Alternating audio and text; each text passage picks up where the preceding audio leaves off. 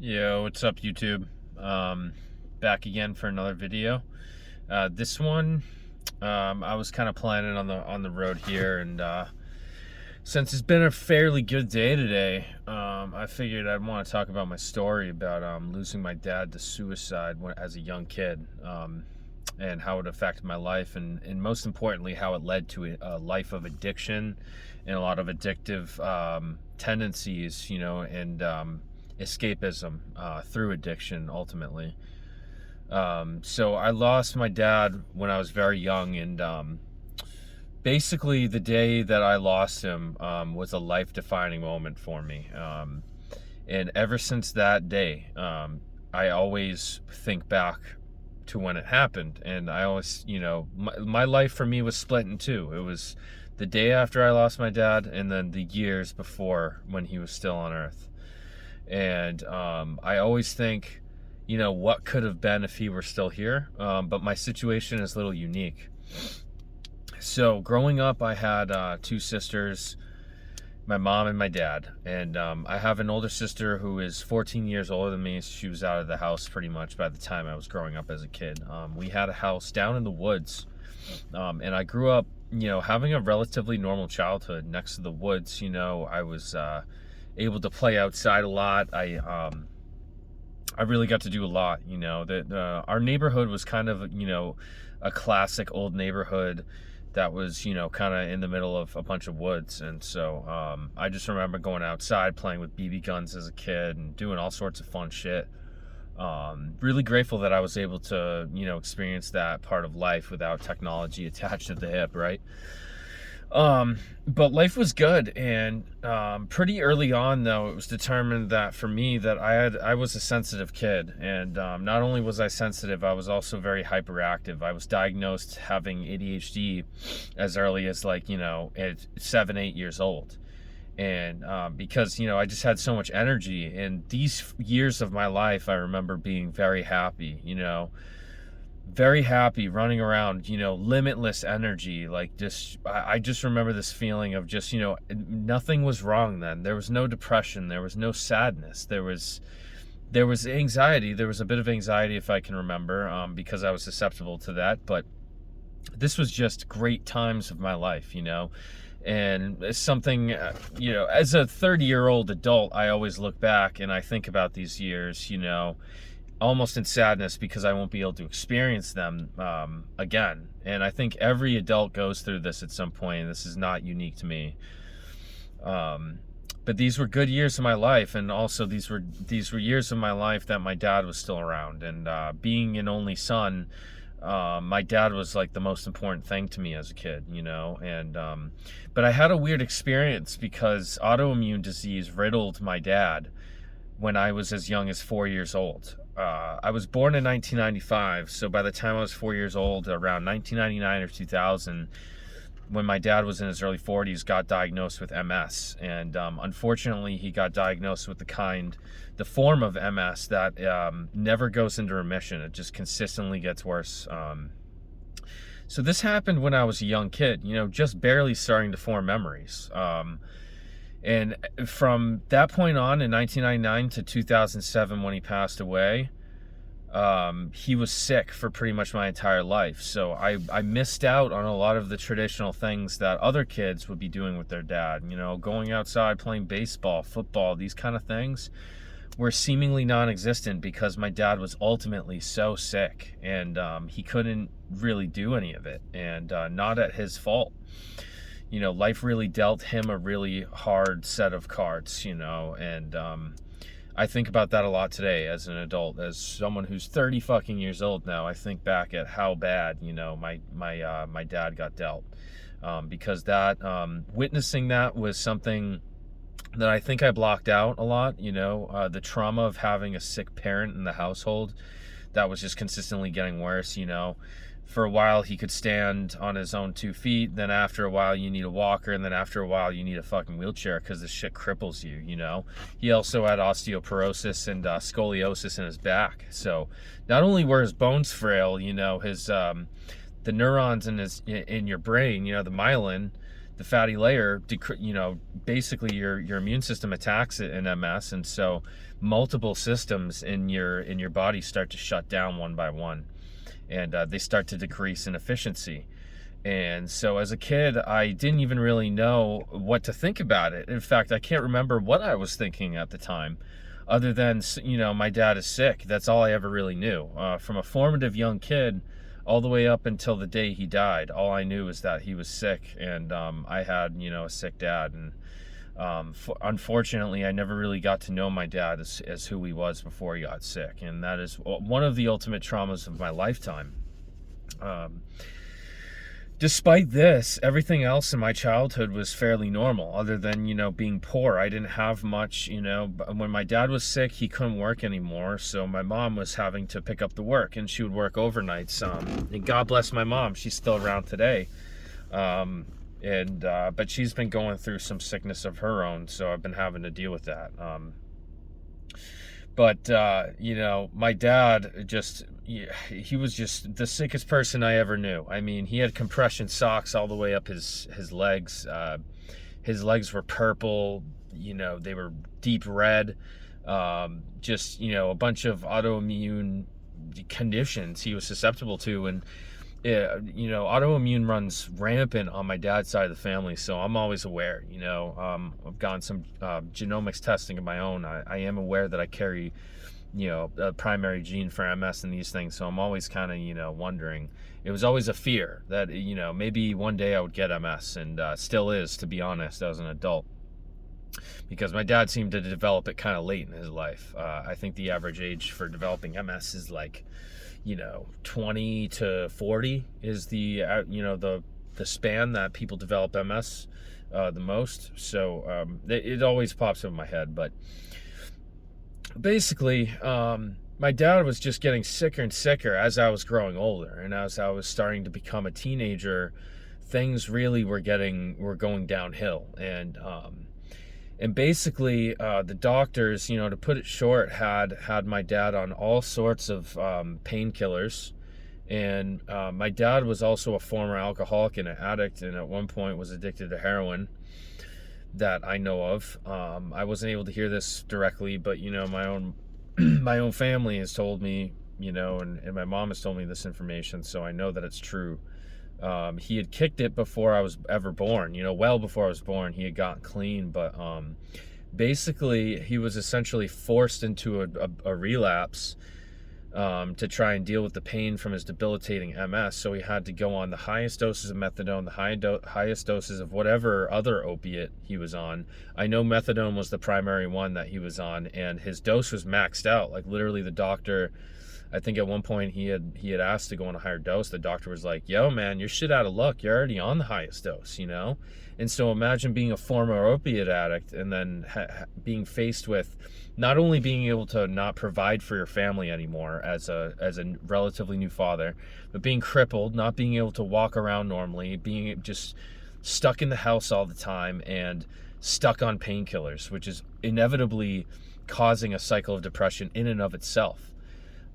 So my dad's situation is really sad. And basically what happened is, one day I remember in 6th grade, I had ended up getting ready for school or whatever, and my mom was driving us to school. And I just remember midday getting a call on the announcer, for me and my sister to come to the office. And there was family friends there, and just immediately I think I intuitively knew something was wrong. And we walked outside, and I remember I hopped in their van because they're the ones who came to school, pick us up, and they basically just dropped the news right then and there. They said, your dad passed away, and he's no longer alive. And I'm not sure what my initial response was, but I'm pretty sure it was just stonewalled, because I had I was in such shock, especially at that age. So basically what had happened, I think, is, there was, while my mom was dropping us off for school, he ended up locking himself in a shed that he built years and years and years and years before. He was a good carpenter. He was a good mechanic, and he had built himself a shed. And unfortunately, he had a gun that no one knew about. He was a firearm owner, and I think life was it was so miserable for him, and I never, ever blamed my dad nor got angry at him for taking his own life, because, I can't imagine being in that much pain and having to go through that. The life really one thing I learned from age 12 when this happened on is that life is unfair and life is absolutely brutal. So that was a life lesson that I learned ever since then. So that was the day of March 20th, 2007. And from that day, I was never the same. For the funeral and everything else, from this point and all throughout my childhood, there was so much chaos and trauma from it all that I can't even put together any formative memories, just pieces here and there that I can remember. Some really extreme details, pieces. That's it. I don't really have, I can't recall a full day in the year of 2006. There's no days that I can remember the entire day. It's only just, little pieces. And I think it's because, it was just my way of dealing with the trauma. Not only did I have a terminally ill parent, but I had a parent that ended up committing suicide.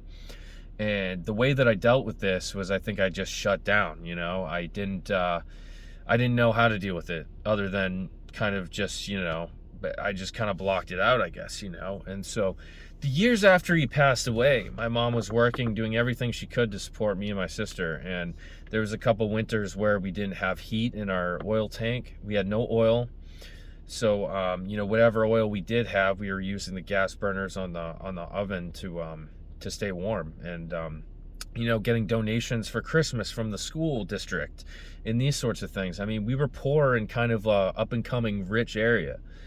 And so that, that's a whole nother topic for a whole nother video, but, we were struggling to put it lightly. We were struggling, but my mom, she's a fucking warrior, and, she made it happen, so that we could have a better life. And eventually our saving grace was in 2009, we got accepted for low income housing. And, that's just as I was exiting middle school and going into high school. And that's when things really kicked off for me. We were able to afford internet. I was able to build computers, and do a lot of things that I was really interested. But without going on too long in the video, I would say that this deep loss and this deep void inside me I've always felt, because I didn't have a male role model to teach me the ways of the world very young, and I kind of had to figure out and make a lot of mistakes. And typically how this ended up, how this happens is I always learn things the hard way, and I had to,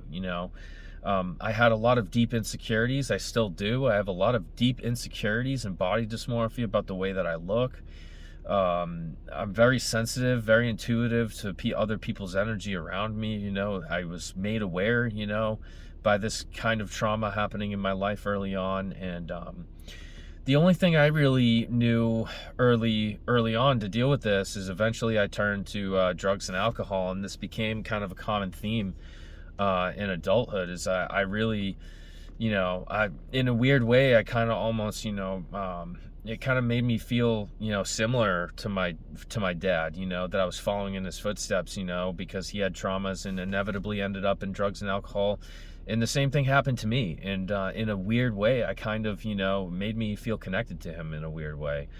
But, in 2010, I started smoking cigarettes. I started smoking weed.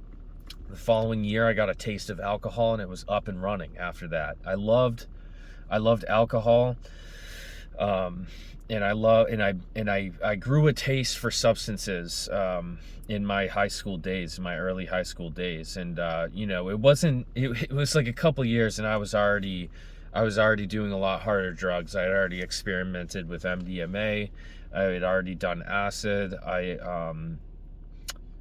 was just getting, I was drinking more and more often, and it was all, I think, as a result of this intense trauma that I didn't really know how to deal with as a kid. And ever, those decisions, have haunted me all the way up until now.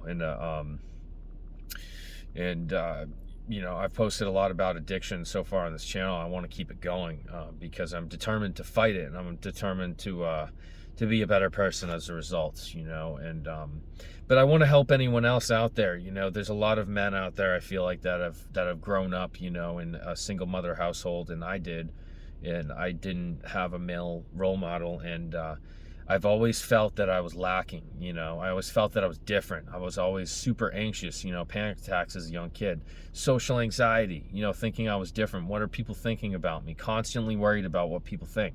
I still deal with this shit now. I still deal with, you know, the obsession of what people are thinking about me, you know, and I just have this void and deep insecurity deep down inside me. And I think it really is a result of me running away from these traumas and, you know, harsh realities I learned as a kid. So, you know, later on I would end up addicted to dissociatives, much like DXM. And, you know, I wasn't an idiot as a kid, you know. I was actually rather kind of smart in ways, but I chose, you know, I made the willful decision to use drugs early on. And the first real addiction I ever had was DXM as a young kid. From age 17 to about like 20, 21, I was hooked on just escapism through DXM. And that's one way that I was able to feel better. And really, I just look at that now as a massive coping mechanism and a way to truly escape reality, because that's what DXM is like. If you excuse me, if you don't know anything about DXM or ketamine or any other dissociatives, I mean, truly, they are a gateway to escape reality for a while. And much like alcohol, they just numb you out. And you know, that's something that has haunted me ever since. You know, there's a period of my life where I was using DXM every day for a year or two, towards the end of my usage, you know, and then it just inevitably didn't work anymore. So addiction has just haunted me ever since, and those decisions were mine as a young kid, you know. But now that I'm older, I understand why I made those decisions. You know, having the serious trauma is the whole root cause of this. You know, the insecurities, the feelings, you know, that I'm less than, you know, all of this roots to not having a father figure in my life to help me, to comfort me, to show me that everything's okay, you know, do things with, you know, to grow. That was totally void and non-existent. And the only thing I knew before that was someone who was crippled essentially by autoimmune disease. So this video isn't to pity myself. I don't want anyone to feel bad. My only goal with this video is to hopefully relate to someone out there that has been through a similar experience. And unfortunately, I only have a couple minutes left of time on my phone, but you know, this is my life story, and this is part of it. And basically, addiction has kind of haunted me ever since. Fortunately, right now I'm dead sober, and I hope to truly beat it this time. But you know, to put it short, I became addicted to anything that would take me out of sobriety. Anything, you know, stimulants, downers, it didn't matter. I love it all, man. From opiates to fucking dissociatives to stimulants to alcohol, I had a taste for it all, and I went through stints of using everything, and now I'm paying debt as a result. So hopefully, if you see this and you're younger, you know, you're in high school and you're starting to experiment, I mean, dude, it doesn't end too well. You know, this is just a warning. You know, you could end up like me later on, you know, who just trying to get himself straight. So I don't know. Hopefully this video, you know, helped someone. But coming up on my time allotment for my phone right now. So hopefully this reached someone. If this benefited you, leave a comment down below. I want to hear some of your stories, and hopefully we can help each other out. But this is the start to my life story, and I appreciate everyone for watching. So thank you, and have a good night, day, wherever you're listening from. Peace out.